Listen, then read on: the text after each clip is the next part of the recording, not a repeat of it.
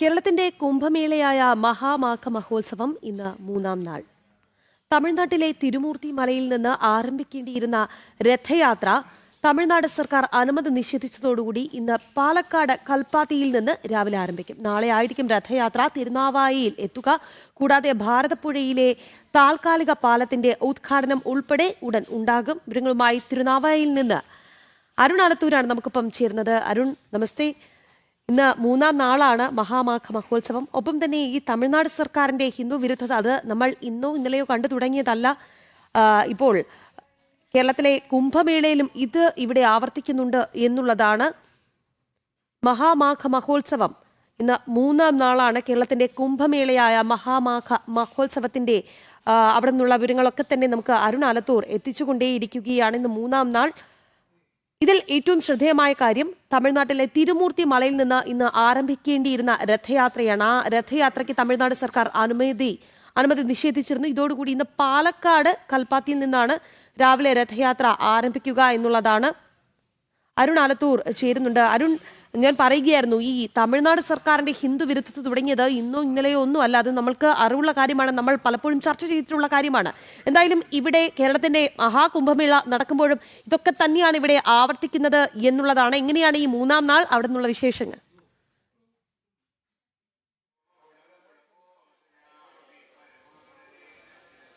രാഖി, കേരള സർക്കാരിൻ്റെയും തമിഴ്നാട് സർക്കാരിൻ്റെയും ഒക്കെ ഭാഗത്തു നിന്ന് നിരന്തരം ഈ കുംഭമേളയെ തകർക്കുന്നതിനോ അതിൻ്റെ മാറ്റി കുറയ്ക്കുന്നതിനോ ഒക്കെ വേണ്ടിയുള്ള നടപടികൾ ബോധപൂർവം ഒരു വശത്ത് പുരോഗമിക്കുമ്പോഴും കുംഭമേള വലിയ നല്ല രീതിയിൽ തന്നെ ഇപ്പോൾ പുരോഗമിച്ചുകൊണ്ടിരിക്കുന്നു എന്നുള്ളത് തന്നെയാണ്.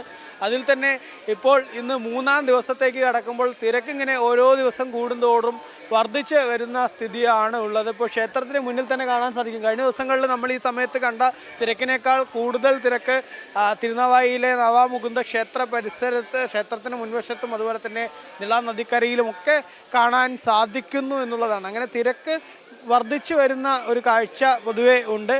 ഒപ്പം തന്നെ വിവിധ ഭാഗങ്ങളിൽ നിന്നൊക്കെ ആളുകൾ ഇങ്ങനെ ഇവിടേക്ക് ഒഴുകി എത്തുകയാണ് ഈ ഒരു കുംഭമേളയുടെ ഭാഗമാവാൻ വേണ്ടി. അതല്ലെങ്കിൽ ഈ മഹാമാഘ മഹോത്സവത്തിൽ പങ്കെടുത്ത് ഇവിടുത്തെ നിലാസ്നാനം നടത്തി നിളയിലെ ഹാരതിയിലൊക്കെ പങ്കെടുത്ത് തിരിച്ച് മടങ്ങുമ്പോൾ അത് പറഞ്ഞറിയിക്കാൻ കഴിയാത്ത തരത്തിലുള്ളൊരു അനുഭൂതിയാണെന്നുള്ളതാണ് നമ്മളോട് കഴിഞ്ഞ ദിവസങ്ങളിലൊക്കെ പ്രതികരിച്ച വിശ്വാസികൾ ഓരോരുത്തരും പ്രതികരിച്ചത് എന്നുള്ളതാണ്. അങ്ങനെ വിവിധ നാടുകളിൽ നിന്ന്, വിവിധ ദേശങ്ങളിൽ നിന്നൊക്കെ ആളുകൾ ഇങ്ങനെ ഒഴുകിയെത്തുന്ന സാഹചര്യമാണ്. ഇന്നത്തെ പ്രധാന ചടങ്ങുകൾ എന്ന് പറയുന്നത്, ഒന്ന്, ഇന്ന് എല്ലാ ദിവസത്തേലും പോലെ രാവിലെ ഒരു 8:30 ശേഷം നിളാസ്നാനം ആരംഭിക്കും. ആ നിളാസ്നാനത്തിന് ശേഷം പിന്നെ അടുത്തതായിട്ട് വൈകിട്ടോടുകൂടിയുള്ള ആ നിള ആരതി, അതുതന്നെയാണ് ഏറ്റവും പ്രധാനമായിട്ട് ഇന്നും നടക്കുന്ന ചടങ്ങുകൾ.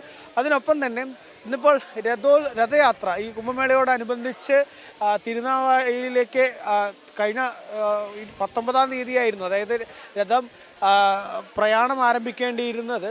പ്രധാനമായിട്ടും ധ്വജാരോഹണം നടന്ന 19-ാം തീയതി, ഗവർണർ ധ്വജമുയർത്തിയ 19-ാം തീയതിയായിരുന്നു ഈ കുംഭമേളയുടെ ഭാഗമായിട്ട് തമിഴ്നാട്ടിലെ തിരുമൂർത്തി മലയിൽ നിന്നും ഈ ഒരു കുംഭമേളയുടെ ഭാഗമായിട്ടുള്ള രഥയാത്ര ആരംഭിക്കേണ്ടിയിരുന്നത്. പക്ഷേ ആ രഥയാത്ര നമുക്കറിയാം തമിഴ്നാട് സർക്കാർ അതിന് അനുമതി നിഷേധിച്ചു. അതായത് ഈ തിരുനാവായിലേക്ക് തിരുമൂർത്തി മലയിൽ നിന്നും 19-ാം തീയതി യാത്ര ആരംഭിച്ച് തമിഴ്നാട്ടിലെ വിവിധ അധീനങ്ങളിലും അതുപോലെ തന്നെ ക്ഷേത്രങ്ങളിലും ഒക്കെ സ്വീകരണം, 30ഓളം കേന്ദ്രങ്ങളിൽ സ്വീകരണം ഏറ്റുവാങ്ങി മഹാമേരുവിനെ പൂജിച്ച മഹാമേരു വെച്ചിട്ടുകൊണ്ടുള്ള ഒരു യാത്ര. ആ യാത്ര ഇവിടേക്ക് 22-ാം തീയതി നാളെയാണ് എത്തേണ്ടിയിരുന്നത്. പക്ഷേ ദൗർഭാഗ്യവശാൽ തമിഴ്നാട് സർക്കാർ അതിന് അനുമതി നിഷേധിച്ചു. ഇതോടുകൂടെ തന്നെ രഥയാത്ര പാലക്കാട് ജില്ലയിൽ നിന്നും ആരംഭിക്കുന്ന തരത്തിലാണ്. അതായത് അവിടുന്ന് പൂജിച്ച മേരുവൊക്കെ രഥത്തിൽ നിന്ന് അഴിപ്പിക്കുന്ന ഒരു സാഹചര്യം ഉണ്ടായിരുന്നു. അതുകൊണ്ട് സ്വാഭാവികമായിട്ടും ആ രഥത്തിന് ഇപ്പോൾ നിലവിൽ പാലക്കാട് കൽപ്പാത്തിയിൽ നിന്ന് ഇന്ന് രാവിലെ രഥം പുറപ്പെടും എന്നുള്ളതാണ് സംഘാടകർ അറിയിച്ചിട്ടുള്ളത്. അതിനുവേണ്ടിയുള്ള ക്രമീകരണങ്ങൾ, ഒരുക്കങ്ങളൊക്കെ പൂർത്തിയാക്കിയിട്ടുണ്ട് എന്നുള്ളതാണ്. ഏതായാലും ആ രഥയാത്ര ഇന്നിപ്പോൾ പാലക്കാട് നിന്ന് ആരംഭിച്ച് നാളെ ഇവിടേക്ക് എത്തിച്ചേരും എന്നുള്ളതാണ്. ഒരുപാട് ആളുകൾ നമുക്ക് ഇവിടെ നിൽക്കുന്നത്, അവരോടൊക്കെ ചോദിക്കാം. കുംഭമേളയുടെ ഒക്കെ ഭാഗമായിട്ട് എത്തിയാണ്.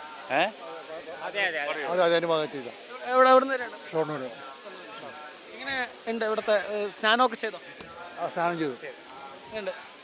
ചെയ്തു. കുംഭമേള മുമ്പ് പങ്കെടുത്തുണ്ടോ? ഇല്ല, ആദ്യമായിട്ടാണ് ഇവിടെ വരുന്നത്. കണ്ടിട്ട് വന്നതാണ്.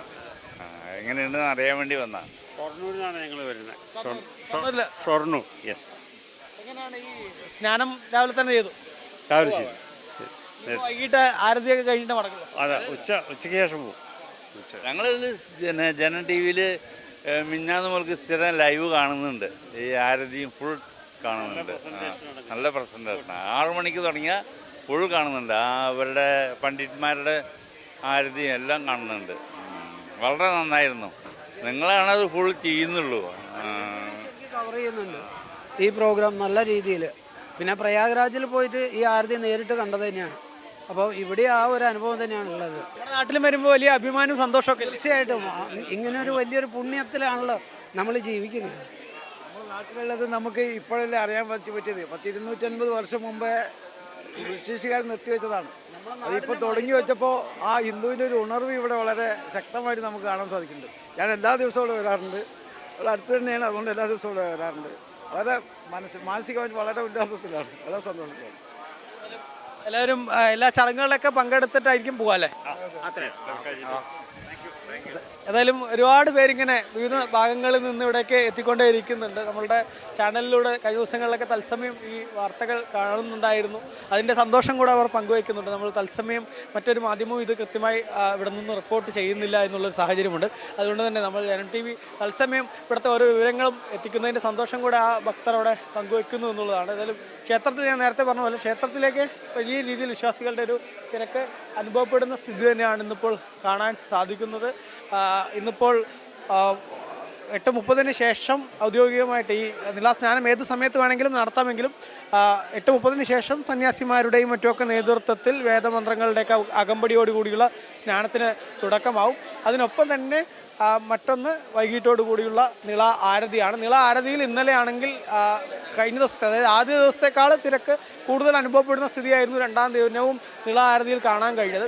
അതുമാത്രമല്ല, നിള ആരതിയിൽ ഇന്നലെ സിനിമാ താരമായ അനുശ്രീ ഉൾപ്പെടെ എത്തുന്ന ഒരു കാഴ്ചയും നമ്മൾ കണ്ടതാണ്. അനുശ്രീയൊക്കെ എനിക്കിങ്ങനെ നിള ആരതിയിലൊക്കെ പങ്കെടുക്കാൻ കഴിഞ്ഞത് വലിയ ഭാഗ്യമായിട്ട് കരുതുന്നു എന്നുള്ളതുൾപ്പെടെ നമ്മൾ ജനം ടി വിയോട് പ്രതികരിച്ചിരുന്നു. അത്തരത്തിൽ ഈ നിള ആരതിയിലേക്കാണെങ്കിലും നിള സ്നാനത്തിനാണെങ്കിലും ഒക്കെ വിശ്വാസികൾ ഇങ്ങനെ ഓരോ ദിവസവും കൂടി വരുന്ന സ്ഥിതിയുണ്ട്. നേരത്തെ സംഘാടകർ അറിയിച്ചിരുന്നത് 22ാം തീയതി മുതൽ, അതായത് നാളെ മുതലായിരിക്കും ഈ കുംഭമേളയുടെ ഭാഗമായിട്ട് കൂടുതൽ പരിപാടികൾ, സത്സംഗങ്ങൾ, സാംസ്കാരിക പരിപാടികൾ ഇതൊക്കെ ഉണ്ടാവുക എന്നുള്ളത് നേരത്തെ അറിയിച്ചിരുന്നു.